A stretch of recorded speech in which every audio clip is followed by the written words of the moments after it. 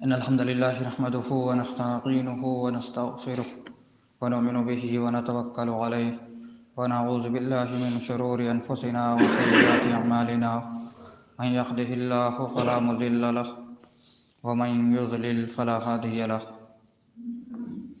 وأشهد أن لا إله إلا الله وحده لا شريك له وأشهد أن محمدا عبده ورسوله أما بعد فإن خير الحديث كتاب الله وخير الهدي هدي محمد صلى الله عليه وسلم وشر الأمور محدثاتها وكل محدثة بدعة وكل بدعة ضلالة وكل ضلالة في النار فأعوذ بالله السميع العليم من الشيطان الرجيم بسم الله الرحمن الرحيم إن الله لا يغفر أن يشرك به ويغفر ما دون ذلك لمن يشاء ومن يشرك بالله فقد ضل ضلالا بعيدا وقال جل شانه إنه من يشرك بالله فقد حرم الله عليه الجنة ومأواه النار وما للظالمين من أنصار وقال جل شانه ما كان للمشركين أن يعمروا مساجد الله شاهدين على أنفسهم بالكفر أولئك حبطت أعمالهم وفي النار هم خالدون۔ محترم حاضرین، اللہ رب العالمین کے حمد و ثنا اور اس کے پیارے حبیب جناب محمد رسول اللہ صلی اللہ علیہ وسلم پر انگنت بے شمار لا تعداد درود و سلام کے بعد اللہ کے فضل اور اس کی توفیق سے قواعد اربع کی شرح کا یہ درس ہفتہ واری، جس کے 2 درس ہو چکے، آج تیسرا درس ہے۔ اور پچھلے 2 دروس میں ایک درس میں بسم اللہ کی اہمیت اور اس کا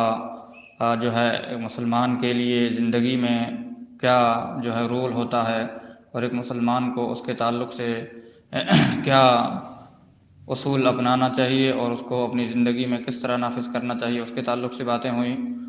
اور پھر شیخ رحمہ اللہ نے اپنے اس مختصر سے کتابچے کی، جس میں 4 بنیادی اہم قاعدے دین کے، یا یہ سمجھیے کہ توحید کو سمجھنے کے لیے، شرک سے بچنے کے لیے، مشرکین کی علامتوں کو پہچاننے کے لیے جو 4 قاعدے قرآن اور احادیث کی آیتوں سے وضع کیے ہیں اور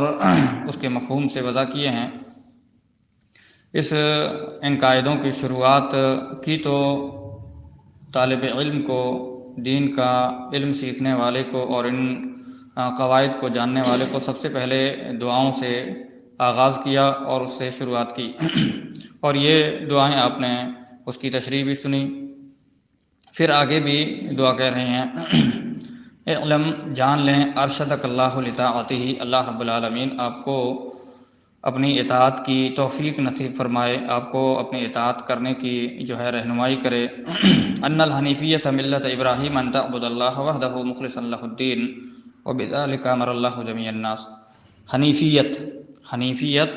اور حنفیت دونوں میں فرق ہے۔ حنفیت اس لیے کہہ رہا ہوں کہ آج کل جو ہے ہمارے اور آپ کے یہاں جو چیز پائی جا رہی ہے اس کے حساب سے حنیفیت حنیف سے ہے، اللہ رب العالمین نے حضرت ابراہیم علیہ السلام کو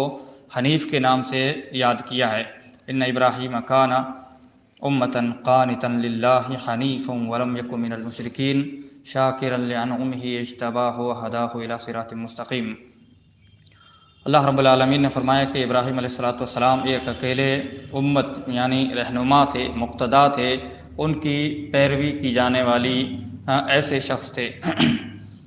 قانتاً اللہ رب العالمین کی طرف رجوع کرنے والے، اللہ رب العالمین کے فرما بردار تھے، اور جو ہے اللہ رب العالمین نے بیان فرمایا کہ اکیلے امت تھے، قانت تھے اور حنیف تھے۔ حنیف کا معنی ہے تمام باطل ادیان کو چھوڑ کر کے ایک صحیح عقیدے کی طرف، صحیح دین کی طرف مائل ہو جانا، توحید کو اپنا لینا، اپنی ساری توجہ کا مرکز صرف اور صرف اللہ رب العالمین کو بنا لینا، لو لگانا تو اللہ رب العالمین سے عبادت کرنا تو اللہ رب العالمین کی، کسی اور کو نفع و نقصان کا مالک نہ سمجھنا، کسی اور کا دل کے اندر کوئی خیال نہیں آنا، نہ کسی سے خوف کھانا، نہ کسی پر بھروسہ کرنا، توکل کرنا،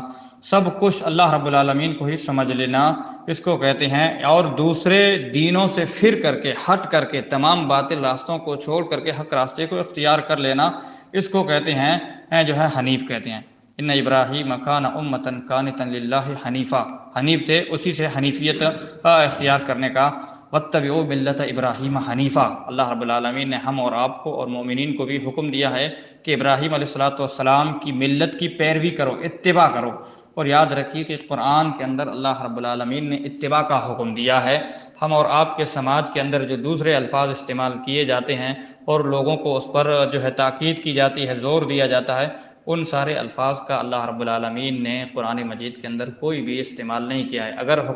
حکم دیا ہے یا کسی لفظ کو استعمال کیا ہے مومنوں کے لیے، تو یا تو اطاعت کا لفظ استعمال کیا ہے، اطیعوا اللہ و اطیعوا الرسول، یا پھر اتباع کا لفظ استعمال کیا، واتبعوا ملت ابراہیم حنیفا، اور فرمایا ایک جگہ اتبعوا ما انزل الیکم من ربکم ولا تتبعوا من دونہ اولیاء، کہ جو تمہارے رب کی طرف سے تمہارے پاس نازل کیا گیا ہے اس کی اتباع کرو، اس کی پیروی کرو، اس کو فالو کرو۔ لفظی معنی اتباع کا ہوتا ہے فالو کرنا۔ کوئی شخص چلا گیا ہو، آپ اس کے نشان کے مطابق سیم ٹو سیم اس کی کاپی کریں، اس کو کہتے ہیں اتباع، اس کے پیچھے پیچھے چلیں، نہ اس سے سبقت کریں نہ اس کے راستے سے ہٹیں، یعنی اس میں کمی بھی نہ کریں اور اس پر زیادتی بھی نہ کریں، یہ اتباع ہے، یہ اتباع۔ اور اس اتباع کا اللہ رب العالمین نے حکم دیا ہے ہم اور آپ کو۔ قرآن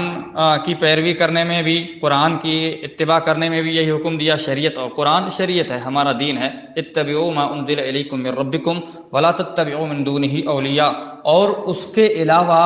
دوسرے ولیوں کی اتباع مت کرو۔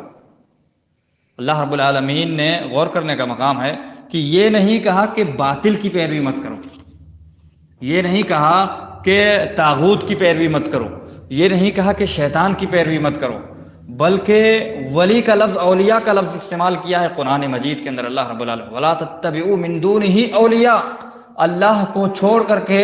وہ اگرچہ ولی ہیں، وہ نبی ہیں، وہ پیغمبر ہیں، ان کا مقام اور مرتبہ اپنی جگہ پر، وہ کائنات کے اندر انبیاء کے بعد سب سے افضل ہو سکتے ہیں، وہ شہید ہو سکتے ہیں، نیک اور صالح ہو سکتے ہیں، بزرگ ہو سکتے ہیں، ان کا طریقہ ہم اور آپ کو اچھا لگ سکتا ہے، ہم ان کا احترام اور عزت کر سکتے ہیں، لیکن اللہ کے راستے کے مقابلے میں ان کی اتباع اور پیروی کرنے کا ہم اور آپ کو حکم نہیں دیا گیا ہے۔ وَلَا تَتَّبِعُوا مِن دُونِهِ اولیاء، اللہ کو چھوڑ کر کے ولیوں کی اتباع مت کرو، اللہ کو چھوڑ کر کے ولیوں کی پیروی مت کرو۔ یہ قرآن کی آیت کے الفاظ ہیں، میں اپنی طرف سے نہیں کہہ رہا۔ اتبعوا ما انزل الیکم من ربکم، اور اللہ رب العالمین نے حضرت ابراہیم علیہ السلام کی ملت کی اتباع کرنے کا ہم اور آپ کو حکم دیا ہے، تو وہی چیز ذکر کی کہ ان الحنیفیت ملت ابراہیم، حنیفیت یعنی ملت ابراہیم، جس کا حکم دیا ہے اللہ رب العالمین ہم اور آپ کو اطاعت کرنے کا اور اس کی اتباع کرنے کا، پیروی کرنے کا۔ ان تعبد اللہ، وہ کیا ہے حنیفیت، کیا ہے ملت ابراہیم، کیا ہے ان تعبد اللہ وحدہ، کہ تم اکیلے اللہ رب العالمین کی عبادت کرو، مخلصا لہ الدین، دین کو، عبادت کو اس کے لیے خالص کرتے ہوئے صرف اور صرف اکیلے اللہ رب العالمین کی عبادت کرو۔ اور یہ لفظ ہم اور آپ جو ہے روزانہ کئی مرتبہ دہراتے ہیں، ہر نماز کے اندر دہراتے ہیں، نماز کی ہر رکعت کے اندر دہراتے ہیں، ایاک نعبد و ایاک نستعین، کہ ہم تیری ہی عبادت کرتے ہیں، تجھ سے ہی مدد مانگتے ہیں۔ عبادت بھی صرف اللہ رب العالمین کی، اور جو ہے مدد بھی صرف اللہ رب العالمین سے مانگنی ہے۔ اچھا، مشرکین مکہ، جیسا کہ آگے ذکر بھی آئے گا، کہ ایسا نہیں تھا کہ وہ اللہ کو نہیں مانتے تھے، اللہ کا انکار نہیں کرتے تھے، ایسا نہیں تھا، وہ اللہ کو مانتے تھے، اللہ کی عبادت کرتے تھے، اللہ کی عبادت کرتے تھے، بلکہ اللہ کے گھر کو تعمیر بھی کرتے تھے، اور اللہ کے گھر کا طواف بھی کرتے تھے، اللہ کے نام کی قربانی بھی دیتے تھے، اللہ کے نام کا چڑھاوا بھی چڑھاتے تھے، یہ سارے کام وہ کرتے تھے، لیکن پھر بھی اچھا ان کے اندر یہ بھی سینس تھا، یہ بھی احساس تھا کہ اللہ کے گھر کو بنانے کے لیے حرام مال کا استعمال جائز نہیں ہے۔ یہ مشرکین مکہ کا اعتقاد تھا، ان کا عقیدہ تھا۔ اسی لیے جب آپ صلی اللہ علیہ وسلم کے ہی زمانے کے اندر، جب آپ صلی اللہ علیہ وسلم کی عمر جو ہے تقریباً 35 سال کے آس پاس تھی، تو مکہ کے اندر باڑھ آیا، سیلاب آیا، اور خانہ کعبہ گر گیا۔ خانہ کعبہ اس زمانے میں اس طرح پکی عمارتیں نہیں تھیں، کہ پکی عمارتیں بھی بسا اوقات باڑھ میں اور سیلاب میں گر جاتی ہیں۔ بہرحال خانہ کعبہ منہدم ہو گیا، اب دوبارہ اس کو ریبلڈ کرنا پڑا، جو ہے اس کو بنانے کی جب باری آئی تو مال اور بجٹ جمع کرنے لگے وہ لوگ۔ اور یہ بات ہم اور آپ نے شاید سنی بھی ہوگی لیکن غور کرنے کی بات ہے، تو انہوں نے یہ شرط رکھی کہ صرف حلال مال جمع کیا جائے گا، صرف حلال مال جمع کیا جائے گا، حرام کا 1 روپیہ بھی جمع نہیں کیا جائے گا۔ اب خانہ کعبہ کے لیے جو بجٹ جمع ہونا تھا وہ ہو چکا، تو بنانا شروع کر دیا، بناتے چلے گئے۔ جو خانہ کعبہ کا ایریا تھا، مثال کے طور پر اگر جو ہے 100 اسکوائر فٹ اگر ایریا تھا، تو جب 80 اسکوائر فٹ پر پہنچے تو جو ہے بجٹ ختم ہو گیا، بجٹ ختم ہوگا تو وہیں سے موڑ دیا، وہیں سے اتنی ہی عبارت اور 20% حصہ چھوڑ دیا، 20% حصہ چھوڑ دیا، اور آج بھی وہ اسی صورت میں باقی ہے جس صورت میں قریش نے تعمیر کیا تھا، قریش نے جس صورت میں تعمیر کیا تھا آج بھی۔ اسی لیے ہم اور آپ دیکھتے ہیں کہ حتیم کا علاقہ جو خانہ کعبہ کی جو عبارت ہے، جو گھر بنا ہوا ہے جس کے اوپر کالا غلاف چڑھا ہوا ہے، اس کے شمالی جانب میں جب آپ اس کی طرف منہ کر کے نماز پڑھ رہے ہوں گے، خاص طور سے دروازے کی طرف منہ کر کے، تو آپ کی دائنی طرف ہوگا وہ حصہ جو ہے کمر کے برابر جو دیوار بنی ہوئی ہے اس سے نیچے تک کی، وہ حتیم کا علاقہ ہے، وہ خانہ کعبہ کا حصہ ہے۔ اور اس کو قریش نے اس لیے چھوڑ دیا تھا کہ ان کے پاس بجٹ گھٹ گیا تھا۔ بجٹ کیوں گھٹ گیا تھا؟ کیونکہ انہوں نے شرط رکھی تھی کہ صرف حلال مال جمع کیا جائے گا، اللہ کے گھر کے لیے وہ حلال مال جمع کرتے تھے۔ اتنا بھی ان کے اندر یہ احساس تھا، سوچئے کہ کتنا اللہ کو مانتے تھے، اس کے گھر کو مانتے تھے، اور کتنی جو ہے الفت سے اور عقیدت سے اور احترام سے اللہ کے گھر کو تعمیر کرتے تھے۔ لیکن پھر بھی یہ عمل بھی ان کو مسلمان، مومن اور موحد نہیں بنا سکا، جنتی نہیں بنا سکا، بلکہ اس عمل کرنے کے باوجود بھی وہ مشرک اور کافر ٹھہرے اور جہنمی ٹھہرے۔ یہ بات قابل غور ہے۔ کیوں؟ کیونکہ اللہ کے ساتھ دوسروں کو بھی شریک کرتے تھے۔ اچھا، دوسروں کو شریک کرتے تھے، وہ کوئی بدکار نہیں تھے، نعوذ باللہ، وہ کوئی شیطانی انسان نہیں تھے، وہ کوئی نافرمان نہیں تھے، وہ جن کی عبادت کرتے تھے یا جن کو پکارتے تھے وہ نیک لوگ تھے، وہ نیک لوگ تھے، صالح لوگ تھے۔ اور جب آپ غور کریں گے پوری دنیا کی تاریخ پر کہ سب سے پہلے لوگ توحید پر قائم تھے شروع میں، لیکن حضرت نوح علیہ السلام کے زمانے سے جب لوگوں کے اندر شرک اور بت پرستی آئی تو کس وجہ سے آئی؟ نیک لوگوں کی تعظیم میں غلو کرنے کی وجہ سے۔ حضرت نوح علیہ السلام کی قوم کے 5 نیک لوگ تھے، ود، سواع، یغوث، یعوق اور نصر۔ ود، سواع، یغوث، یعوق اور نصر، یہ 5 کا ذکر سورہ نوح میں اللہ رب العالمین نے کیا ہے۔ یہ حضرت نوح علیہ السلام کی قوم کے نیک لوگ تھے۔ جب ان کا انتقال ہو گیا، حضرت عبداللہ ابن عباس رضی اللہ عنہما جو ہے اس آیت کی تفسیر میں راوی ہیں، اور جو سب سے بڑے ترجمان القرآن ہیں، اس امت کے آپ صلی اللہ علیہ وسلم کے بعد سب سے بڑے مفسر ہیں۔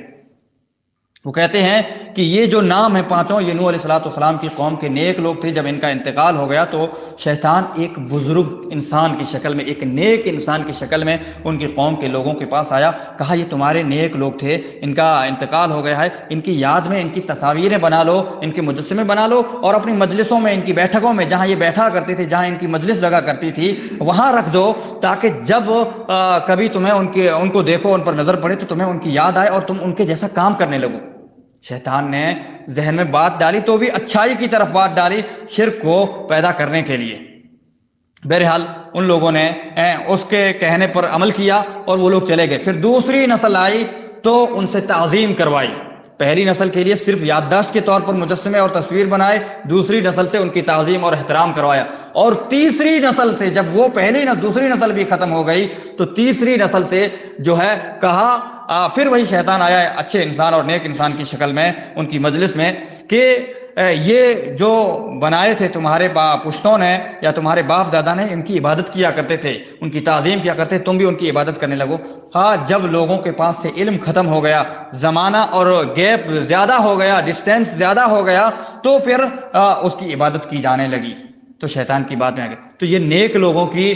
جو ہے عبادت وہیں سے شروع ہو گئی، نیک لوگوں کی تعظیم میں۔ اس لیے شیخ الاسلام محمد بن عبد الوہاب رحمہ اللہ، جن کی یہ جو کتاب ہم پڑھ رہے ہیں، کتاب التوحید، ایک اہم اور بڑی جامع کتاب ہے، اور اس کے اندر کئی ابواب، کئی ٹائٹلز، کئی ہیڈنگز انہوں نے لگائی ہیں، اور ایک ایک کے اندر بہت اہم نکات اور بہت اہم مسائل ذکر کیے ہیں۔ اور سب سے اہم جو باب اس کے اندر باندھا ہے کہ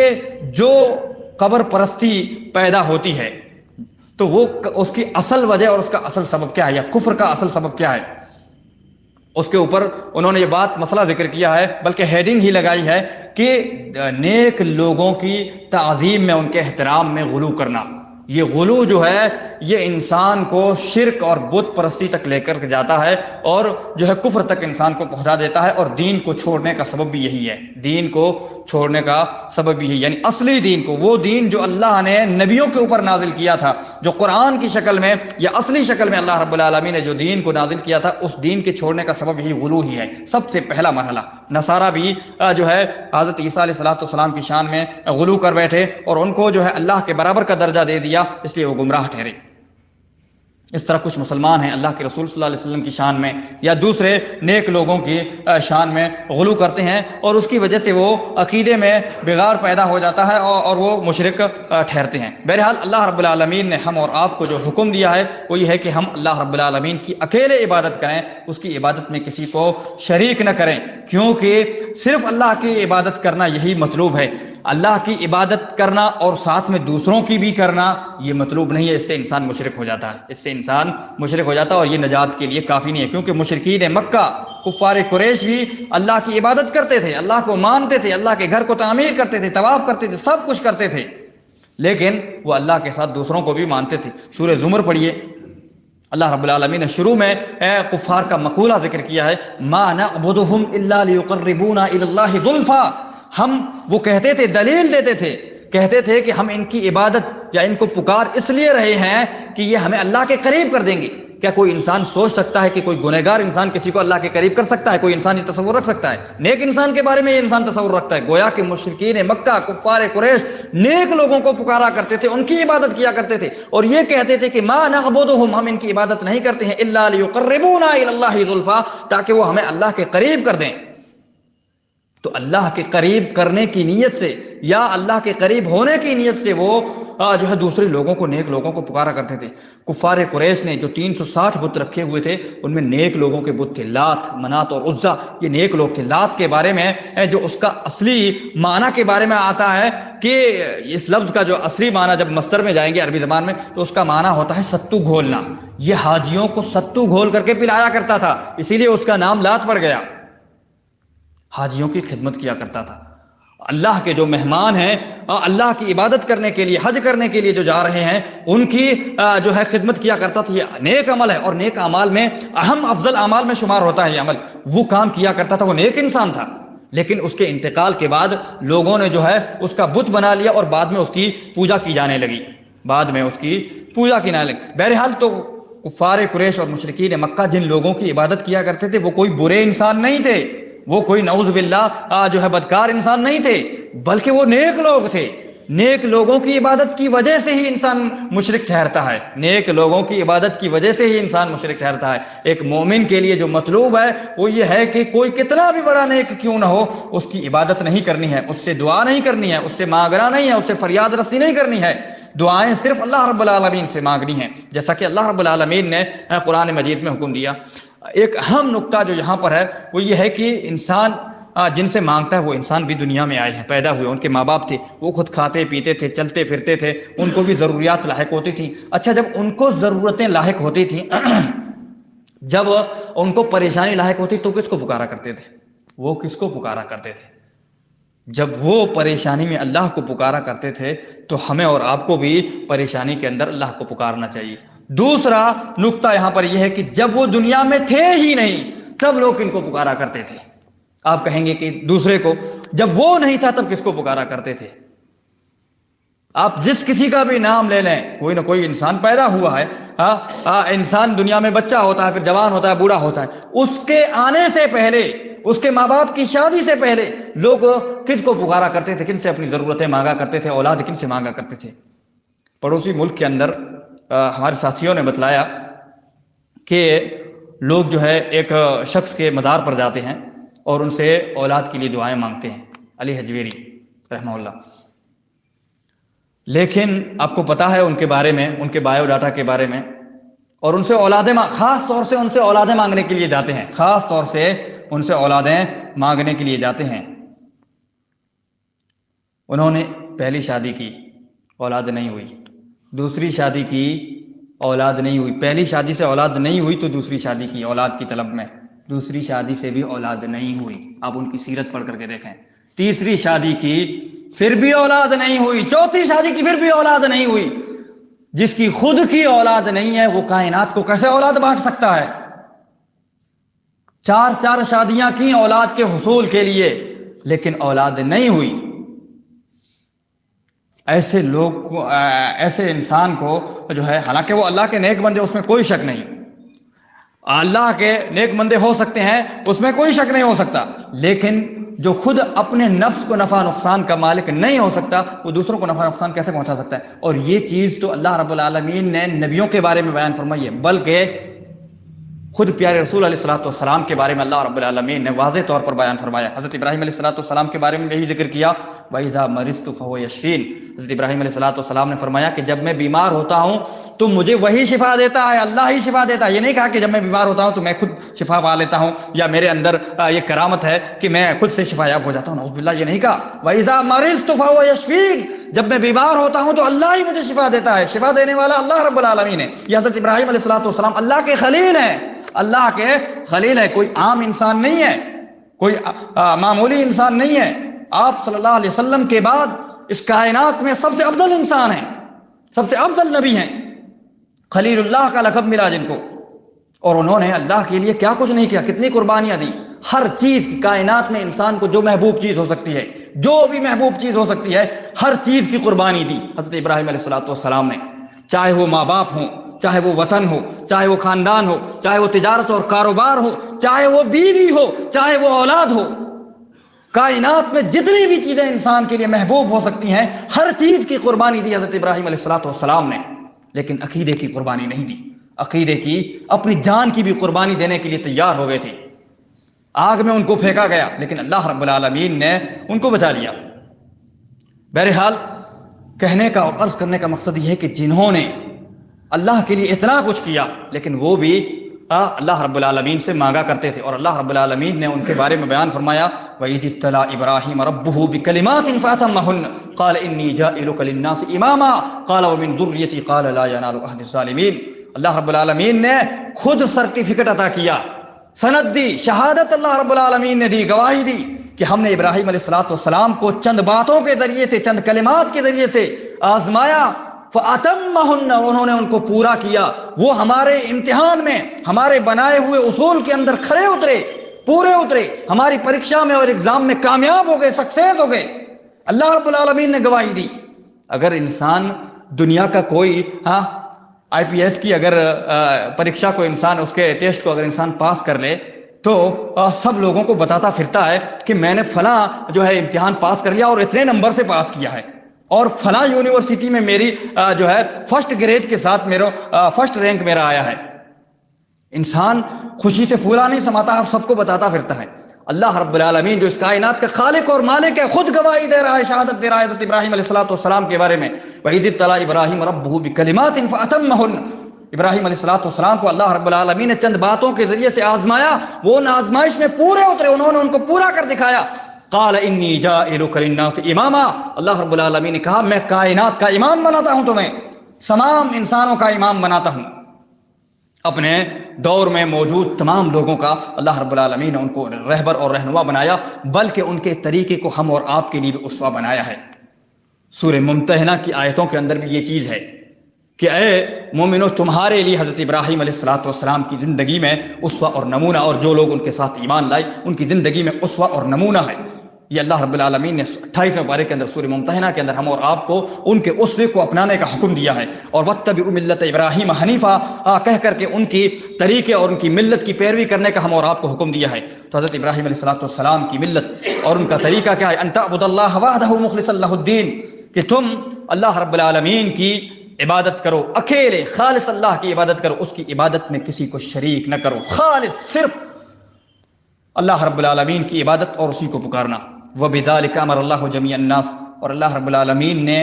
اسی کا تمام لوگوں کو حکم دیا ہے، ساری کائنات کے لوگوں کو اسی چیز کا حکم دیا ہے۔ وَخَلَقَهُمْ لَهَا، اور اسی کے لیے اللہ رب العالمین نے لوگوں کو پیدا کیا ہے، جیسا کہ اللہ رب العالمین نے بیان فرمایا وَمَا خَلَقْتُ الْجِنَّ وَالْإِنسَ إِلَّا لِيَعْبُدُونَ، ہم نے جنوں اور انسانوں کو صرف، اور میں نے انسانوں اور جنوں کو، اللہ رب العالمین نے بیان فرمایا کہ میں نے انسانوں کو اور جنوں کو صرف اور صرف اپنی عبادت کے لیے پیدا کیا ہے۔ یعبدون، اور یعبدون کی تفسیر ہم اپنی طرف سے عبادت کہتے ہیں تو عبادت کا مطلب ہے توحید کے ساتھ، کیونکہ اگر توحید نہیں ہے تو وہ عبادت نہیں ہے،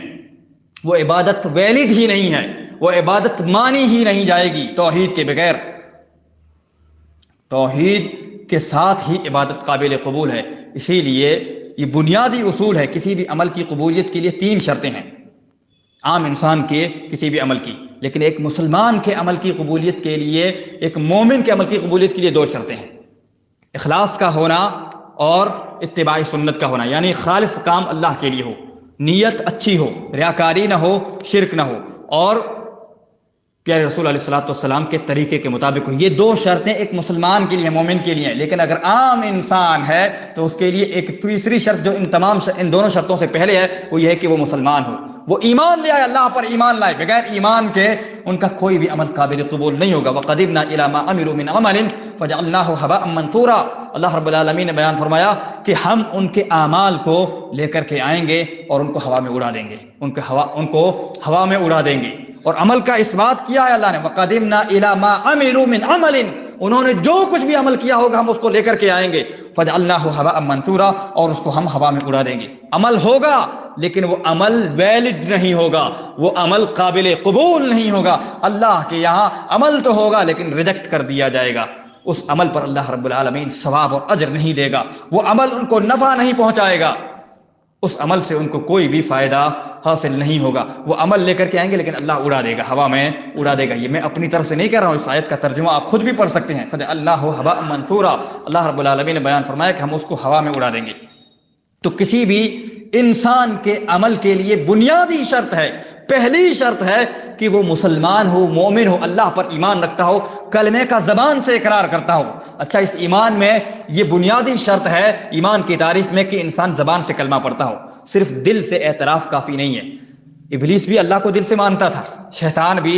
اللہ کو دل سے مانتا تھا، دل سے انکار نہیں کرتا تھا۔ ابلیس نے اللہ کا انکار نہیں کیا تھا لیکن اللہ کے حکم کا انکار کیا تھا۔ حتیٰ کہ فرعون کے بارے میں اللہ رب العالمین نے قرآن مجید کے اندر بیان فرمایا۔ افسوس کا مقام یہ ہے کہ ہم قرآن پڑھتے رہیں یا پڑھتے ہیں تو سمجھتے نہیں۔ وَجَحَدُوا بِهَا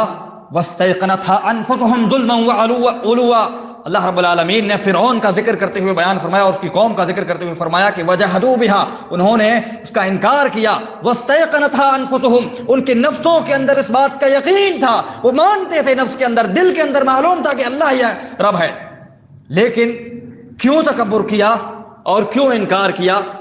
اس کا سبب بھی اللہ رب العالمین نے اسی آیت کے اسی ٹکڑے کے اندر بیان فرمایا۔ وَجَحَدُوا بِهَا وَاسْتَيْقَنَتْهَا أَنفُسُهُمْ ظُلْمًا وَعُلُوًّا، ظلم کرتے ہوئے، حق کو جھٹلاتے ہوئے، حق کا انکار کرتے ہوئے، تکبر کرتے ہوئے، سرکشی کرتے ہوئے، اپنے آپ کو بڑا سمجھتے ہوئے، اپنی بڑائی بیان کرتے ہوئے انہوں نے انکار کر دیا کہ ہم کیسے کریں، ہم کم ہو جائیں گے، لوگ ہماری بات نہیں مانیں گے۔ اپنے آپ کو بڑا ثابت کرنے کے لیے لوگوں کے سامنے ظاہر میں انکار کر دیا، لیکن ان کے نفسوں کے اندر اس بات کا یقین تھا۔ اللہ رب العالمین نے فرعون کے بارے میں یہ بات بیان فرمائی ہے، وَاسْتَيْقَنَتْهَا أَنفُسُهُمْ، تو دل کے اندر تو فرعون کو بھی یقین تھا اللہ کا، ابلیس کو بھی یقین تھا، اور جتنے بھی گمراہ فرقے ہیں، چاہے وہ باطنیہ ہوں، قرامطہ ہوں، دل کے اندر سب مانتے ہیں اللہ رب العالمین کو، لیکن پھر بھی وہ دائرے اسلام سے خارج ہو جاتے ہیں۔ کیوں؟ کیونکہ اعمال میں اللہ رب العالمین کے لیے اخلاص نہیں اختیار کرتے، یا جو طریقہ ہے اس کو نہیں اختیار کرتے۔ بہرحال ایمان کی بنیادی شرط ہے کہ انسان، سب سے پہلے تو عمل کی قبولیت ہے کہ مومن ہو۔ اب مومن کیسے ہوگا، مومن کا ایمان کیسے مانا جائے گا، کیسے اس کا ایمان شمار کیا جائے گا، تو اس ایمان کی شرط ہے کہ اقرار باللسان تصدیق بالجنان، زبان سے اقرار کرنا، کیونکہ زبان سے صرف دل سے اقرار کافی نہیں ہے۔ جہمیہ بھی دل سے مانتے ہیں، یا شیطان اور ابلیس بھی دل سے مانتا ہے لیکن زبان سے انہوں نے اقرار نہیں کیا۔ تو زبان سے اقرار کافی ہے، اور زبان سے صرف اقرار کافی نہیں ہے بلکہ اس کے ساتھ دل کی تصدیق بھی ضروری ہے، کیونکہ زبان سے اقرار تو منافقین نے بھی کیا تھا، اللہ کا اقرار زبان سے اللہ کے رسول کا اقرار کیا تھا۔ بسم اللہ الرحمن الرحیم، اذا جاءك المنافقون قالوا نشهد انك لرسول الله والله يعلم انك لرسوله والله يشهد ان المنافقين لكاذبون، جب منافقین آپ کے پاس آتے ہیں تو کہتے ہیں کہ ہم گواہی دیتے ہیں کہ آپ اللہ کے رسول ہیں۔ زبان سے وہ بھی اقرار کرتے تھے، کلمہ پڑھتے تھے، نماز پڑھتے تھے، روزہ رکھتے تھے، لیکن دل کے اندر وہ بات نہیں تھی، جو زبان پر تھی وہ دل کے اندر بات نہیں تھی۔ تو زبان سے اقرار کرنا پہلی بنیادی شرط ہے، ساتھ میں دل سے تصدیق بھی کرنا وعمل بالارکان، اور اعضاء و جوارح سے عمل کر کے دکھلانا۔ جو انسان زبان سے کہہ رہا ہے، جو انسان کے دل کے اندر ہے، اس کے مطابق عمل بھی کرے، صرف دعویٰ کافی نہ ہو بلکہ اس کے مطابق اپنی زندگی کو گزارے، تبھی انسان کا ایمان شمار ہو گئی۔ تینوں شرطیں ایمان کے لیے بنیادی شرطیں اہل سنت والجماعت کا اسی پر جو ہے ایمان اور عقیدہ ہے، اور اعمال ایمان کا حصہ ہیں، اعمال ایمان کا حصہ ہیں، بلکہ عمل کو اللہ رب العالمین نے ایمان کا نام دیا ہے۔ عمل کو، عقیدہ تو ایمان ہے ہی،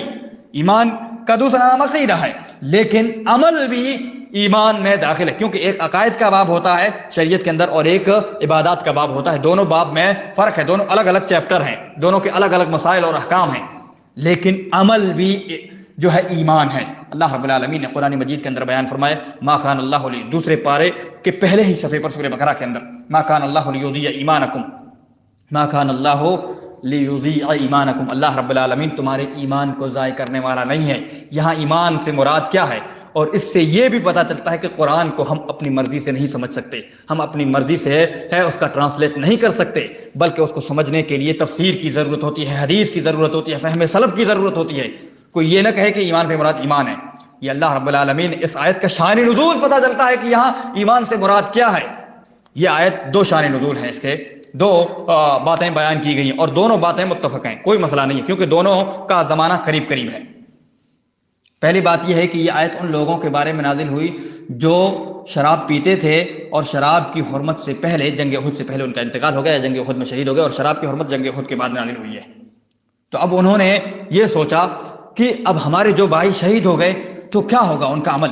اور شراب پینا یہ عمل ہے، اگرچہ غلط عمل ہے، اگرچہ غلط عمل ہے، یہ عمل ہے۔ اچھا، دوسرا یہ ہے کہ یہ نماز کے بارے میں ہے، یہاں ایمان سے مراد نماز ہے۔ جو مسلمان قبل اول کی طرف منہ کر کے نماز پڑھے تھے، بیت المقدس یا بیت المقدس فلسطین میں مسجد اقصیٰ کی طرف، اور پھر 17 یا 16 یا 17 مہینوں کے بعد مسلمانوں کا قبلہ چینج ہوا، خانہ کعبہ جو ہے تحویل ہوا، اور اسی پارے کی شروعات بھی اسی سے ہے۔ اس پارے کی، دوسرے پارے کی شروعات پہلی آیت، یہ پورا صفحہ اور اس کے بعد والا صفحہ، یہ دونوں صفحے تحویل قبلہ کے احکام کے اوپر ہیں۔ سيقول السفهاء من الناس ما واللهم عن قبلتهم التي كانوا عليها قل لله المشرق والمغرب يهدي من يشاء الى صراط مستقيم۔ یہ پوری آیت پھر آگے اللہ رب العالمین نے دو تین آیتوں کے بعد فرمایا فولی وجهك شطر المسجد الحرام وحيث ما كنت قد نرى تقلب وجهك في السماء فلنولينك قبلة ترضى۔ ہم آپ کی نگاہوں کو آسمان کی طرف بار بار اٹھتا ہوا دیکھتے ہیں۔ آپ صلی اللہ علیہ وسلم بار بار اپنی نگاہوں کو اٹھاتے تھے، آپ کی خواہش تھی کہ مسلمانوں کا قبلہ جو ہے خانہ کعبہ ہو۔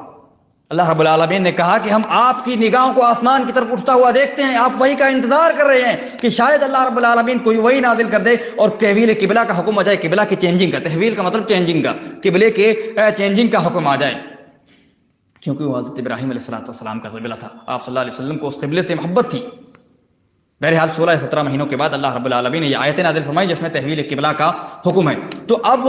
مسلمان یہ سوچنے لگے، صحابہ کرام رضوان اللہ علیہ اجمعین، کہ جو مسلمان پہلے قبلہ کی طرف منہ کر کے نماز پڑھ رہے تھے، جنگ بدر میں شہید ہو گئے، جنگ بدر میں یا اس سے پہلے طبعی طور پر ان کی وفات ہو گئی، انہوں نے تو ایک ہی قبلے کی طرف نماز پڑھی، تو ان کی نماز اب ویلڈ ہوگی کہ نہیں ہوگی؟ ان کی نماز اللہ کے یہاں قابل قبول ہوگی کہ نہیں ہوگی؟ یا انہوں نے، ہم نے جو نمازیں پڑھی ہیں پہلی نمازیں، وہ ہماری نمازیں کیا ضائع ہو جائیں گی؟ اللہ رب العالمین نے یہ آیت نازل فرمائی ما کان اللہ لیضیع ایمانکم، اللہ رب العالمین تمہارے ایمان کو یعنی تمہاری نماز کو ضائع کرنے والا نہیں ہے، اور نماز عمل ہے، نماز عقیدہ نہیں ہے، نماز عمل ہے۔ عمل کو اللہ رب العالمین نے ایمان سے تعبیر کیا ہے، اسی لیے اہل سنت والجماعت کی جو بہت ساری دلیلیں ہیں کہ اعمال ایمان کا حصہ، ان میں سے سب سے اہم دلیل یہ ہے کہ ما کان اللہ لیضیع ایمانکم، اللہ رب العالمین تمہارے ایمان کو ضائع کرنے والا نہیں ہے۔ یہاں عمل کو، نماز کو اللہ رب العالمین نے ایمان سے تعبیر کیا ہے، تو اعمال ایمان کا حصہ ہے۔ تو زبان سے اقرار کرنا، دل سے تصدیق کرنا، اور اسی کے مطابق عمل کرنا، اسی کے مطابق عمل کرنا، یہ عقیدہ ہے۔ اچھا، اس کے تعلق سے ایک اور بھی حصہ ہے ایمان کا، یعنی شرط ہے کہ ایمان گھٹتا اور بڑھتا بھی ہے۔ ایمان گھٹتا بڑھتا، سب کا ایمان برابر نہیں ہے۔ انسان نیکیاں کرتا ہے تو ایمان بڑھتا، ایک ہی انسان کا ایک ہی دن میں ایمان گھٹ اور بڑھ بھی سکتا ہے، صبح میں ہو سکتا ہے بڑھ جائے، شام میں ہو سکتا ہے گھٹ جائے، اور الگ الگ دنوں میں تو یہ بات نارمل ہے۔ تو الگ الگ انسانوں کے ایمان میں بہت زیادہ فرق ہوتا ہے۔ جو آپ کا ایمان ہے وہ میرا ایمان نہیں ہو سکتا، جو فلاں شخص کا ایمان ہے وہ دوسرے شخص کا ایمان نہیں ہو سکتا، جو انبیاء کا ایمان ہے وہ صحابہ کا ایمان نہیں ہو سکتا، جو صحابہ کا ہے وہ تابعین کا نہیں ہو سکتا، جو تابعین کا ہے وہ ان کے بعد آنے والوں کا نہیں ہو سکتا، اور جو خیر القرون کے زمانے میں جو لوگ تھے جو ان کا ایمان ہے وہ آج کے دور کے لوگوں کا ایمان نہیں ہو سکتا۔ یہ عمومی طور پر ہو سکتا ہے کہ ان زمانے میں کسی ایک شخص کا ایمان آج کے کسی ایک شخص کے ایمان سے کم ہو، اور آج کے کسی ایک شخص کا ایمان ان کے زمانے میں پائے گئے کسی ایک شخص کے ایمان سے زیادہ ہو۔ مجموعی طور پر بات ہے کہ انفرادی طور پر ہو سکتا ہے کسی کا ہو، لیکن مجموعی طور سے ان کا ایمان سب سے اہم ایمان ہے۔ تو ایمان گھٹتا بھی ہے اور بڑھتا بھی ہے، یہ بھی ایمان کے اصول کے اندر، اس کی تعریف کے اندر داخل ہے۔ تو بہرحال میں یہ کہہ رہا تھا کہ وما خلقت الجن والانس الا لیعبدون، اللہ رب العالمین ہم اور آپ کو اپنی عبادت کے لیے پیدا کیا ہے، اور عبادت کا معنی ہے توحید کے ساتھ، بغیر توحید کے عبادت جو ہے قابل قبول نہیں ہے۔ اور اس آیت کی تفسیر عبداللہ بن عباس رضی اللہ عنہ بیان فرماتے ہیں کہ لیعبدون اے لیوحدون، لیعبدون اے لیوحدون، یعنی توحید کے ساتھ اللہ رب العالمین کو مانے اور اللہ رب العالمین کی عبادت کریں، یکتائی کے ساتھ، اکیلے اللہ رب العالمین کی عبادت کریں توحید کے ساتھ۔ صرف عبادت نہیں بلکہ ایاک نعبد و ایاک نستعین، ہم تیری ہی عبادت کرتے ہیں، تجھ سے ہی مدد مانگتے ہیں، تیرے علاوہ نہ کسی کی عبادت کرتے ہیں نہ کسی سے مدد مانگتے ہیں، اور ضرورت بھی نہیں ہے۔ ایک چھوٹا سا سوال کہہ کر کے میں اپنی بات کو ختم کرنے کی کوشش کرتا ہوں کہ کیا اللہ رب العالمین ہماری ہر ضرورت پورا کرنے پر قادر نہیں ہے؟ کوئی مسلمان یہ سوچ سکتا ہے کہ اللہ رب العالمین ہماری ہر ضرورت کو، کوئی ایسی ضرورت ہے ہماری جس کو اللہ رب العالمین پورا نہ کر سکتا ہو؟ اگر اللہ رب العالمین ہماری اگر کہتے ہیں کہ کوئی ایسی ضرورت ہے جو نہیں پورا کر سکتا، کافر ہو جائیں گے، کافر ہو جائیں گے۔ اور اگر مانتے ہیں کہ اللہ رب العالمین ہماری ہر ضرورت کو پورا کر سکتا ہے، تو پھر اللہ کو چھوڑ کر کے کسی اور سے مانگنے کی ضرورت ہی نہیں ہے، اللہ کو چھوڑ کر کے کسی اور سے مانگنے کی ضرورت ہی نہیں ہے۔ موٹی سی مثال ہے کہ اگر بیوی کی ہر ضرورت کو شوہر پورا کر رہا ہو تو اس کو اپنے دیور سے یا کسی اور اجنبی انسان سے اپنی ضرورتوں کو پورا کرنے کے لیے کہنے کی ضرورت نہیں ہے۔ اگر وہ ان سے کپڑا مانگے گی، کھانے کا راشن مانگے گی، تو بے وفا کہلائے گی، غدار کہلائے گی، اور شوہر ہو سکتا ہے اس کو طلاق دے دے۔ جب انسان اپنے نفس کے بارے میں یہ چیز گوارا نہیں کرتا ہے، انسان کی فطرت گوارا نہیں کرتی ہے، تو اللہ رب العالمین کے بارے میں انسان کیسے سوچ سکتا ہے؟ اور یہ بہت ہی اہم اصول ہے، اللہ رب العالمین نے بیان فرمایا ہے۔ قرآن مجید کی آیتوں پر غور کرنے سے معلوم ہوتا ہے، وقت اجازت نہیں دے رہا ہے، صرف اشارہ کروں گا۔ سورہ نور کی آیتیں پڑھیے، شروع میں اللہ رب العالمین نے مشرک کو اور زانی کو ایک ساتھ ذکر کیا ہے۔ زنا کا اور شرک کا کیا جو ہے آپس میں کنیکشن ہو سکتا ہے؟ زنا کا اور شرک کا کیا کنیکشن ہو سکتا ہے؟ مشرک کو اور زانی کو، دونوں کو ایک ہی جملے میں اللہ رب العالمین نے ذکر کیا ہے۔ یہ کنیکشن ہے کہ انسان برداشت نہیں کر سکتا ہے، اس طرح تو اللہ بھی برداشت نہیں کرتا ہے۔ الزانیۃ لا ینکحها الا زان او مشرک والزانیۃ الزانی لا ینکح الا زانیۃ او مشرکہ، کہ بدکار مرد جو ہے مشرکہ عورت سے یا اپنے جیسی بدکار عورت سے ہی شادی کرے گا، اور جو ہے بدکار عورت جو ہے اپنے جیسے بدکار مرد سے یا مشرک سے شادی کرے گی۔ یہ کیوں ذکر کیا اللہ نے؟ ساتھ میں مشرک کو کیوں ذکر کیا ہے؟ یہ ہم اور آپ کو سمجھانے کے لیے کہ ہم اور آپ اس کو اچھے سے سمجھ سکتے ہیں۔ تو بہرحال انسان جب برداشت نہیں کر سکتا ہے تو اللہ رب العالمین ہی برداشت کر سکتا ہے۔ پیارے رسول علیہ الصلوۃ والسلام نے بیان فرمایا کہ اگر تمہیں نمک بھی مانگنا ہو تو اللہ رب العالمین سے مانگو۔ جوتے کا تسمہ جو جس سے ہم اور آپ جوتے کو باندھتے ہیں، اگر وہ بھی ٹوٹ جائے تو وہ بھی معمولی سی رسی ہے، معمولی سی رسی ہے جس کی جوتے کی خود کوئی اہمیت نہیں ہوتی ہے، سب سے حقیر چیز ہے، انسان کے پیر میں انسان استعمال کرتا ہے، اس کا بھی تسمہ اگر ٹوٹ جائے وہ بھی اللہ رب العالمین سے مانگو۔ اتنی چھوٹی سی چھوٹی ضرورتوں کو بھی اللہ رب العالمین سے مانگنا چاہیے۔ اللہ رب العالمین ہمیں کہنے اور سننے سے زیادہ عمل کرنے کی توفیق نصیب فرمائے۔ اقول قولی ھذا واستغفر اللہ لي ولكم سائر المسلمين من كل ذنب فاستغفروه انه هو الغفور الرحيم۔ السلام علیکم ورحمۃ اللہ وبرکاتہ۔